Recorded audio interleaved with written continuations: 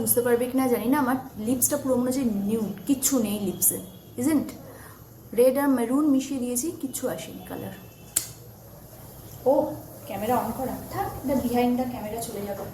ওকে, তো আজকে আমি চলে এসেছি শুধুমাত্র আমার মেম্বারদের জন্য।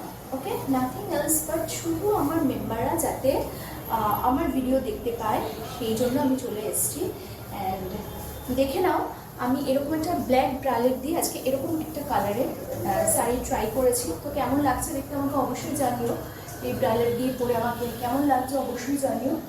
ওকে, অ্যান্ড দেখে নাও, তো এই কালার কন্ট্রাস্টের সাথে ব্রালেটটা কীরকম যাচ্ছে আমাকে জানিও। আর একটা জিনিস তোমাদের সাথে আমি শেয়ার করব, সেটা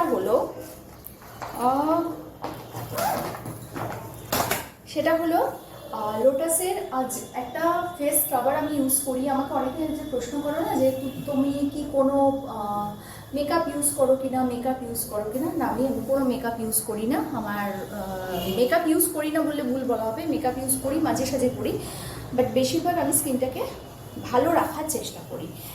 স্কিন যদি একটু টেক কেয়ার করা যায়, স্কিন সবার ভালো থাকে, it's not a big deal. তো লোটাসের আমি এই স্ক্রাবারটা ইউজ করি, অ্যাপ্রিকট স্ক্রাবার।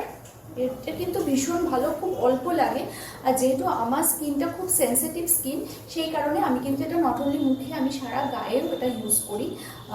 এটা খুব ভালো একটা স্ক্রাবার। আর একটা ছোট্ট টিপ দিয়ে দিই, স্ক্রাবার যখন ইউজ করবে, এটা কিন্তু নারী পুরুষ নির্বিশেষে সবাই ইউজ করতে পারো স্ক্রাবারটা। এই নয় কি যে আমি রিভিউ দিচ্ছি মানে অনেস্ট রিভিউ, অবশ্যই এটা শুধুমাত্র ছেলেরাই ইউজ করতে পারো না, এটা এই মেয়েরাই শুধু ইউজ করতে পারো তা নয়, এটা ছেলেরাও কিন্তু ইউজ করতে পারো, একদম পারো, কোনো অসুবিধে নেই।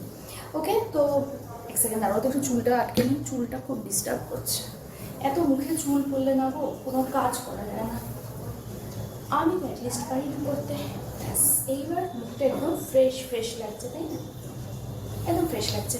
সো যেটা বলছিলাম, যে যদি এরকম একটা তোমরা স্ক্রাবার ইউজ করো, এটা হচ্ছে লোটাসের অ্যাপ্রিকট স্ক্রাবার।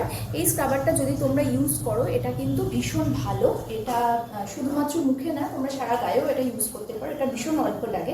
আর যেটা বলছিলাম, জায়গা থেকে স্কিপ করে গেলাম, সেটা হচ্ছে যে কোনো স্ক্রাবার ইউজ করার আগে স্কিনটাকে কিন্তু ভালো করে ম্যাসাজ করে দেবে। ম্যাসাজ না করলে কিন্তু কোনো স্ক্রাবারে কাজ হয় না, এটা আগে বলে দিলাম। হ্যাঁ, স্পেশালি স্কিন যদি আমার মতো সেন্সিটিভ হয়, একটু রাব করলে লাল হয়ে যায়, তো সেক্ষেত্রে অবশ্যই কোনো স্ক্রাবার কোনো ম্যাসাজ নিয়ে নেবে। সেটা ক্রিম ম্যাসাজ হোক বা অয়েল ম্যাসাজ হোক, যে অয়েলটা তোমরা ফেসে অ্যাপ্লাই করো সেটাও তোমরা ইউজ করতে পারো।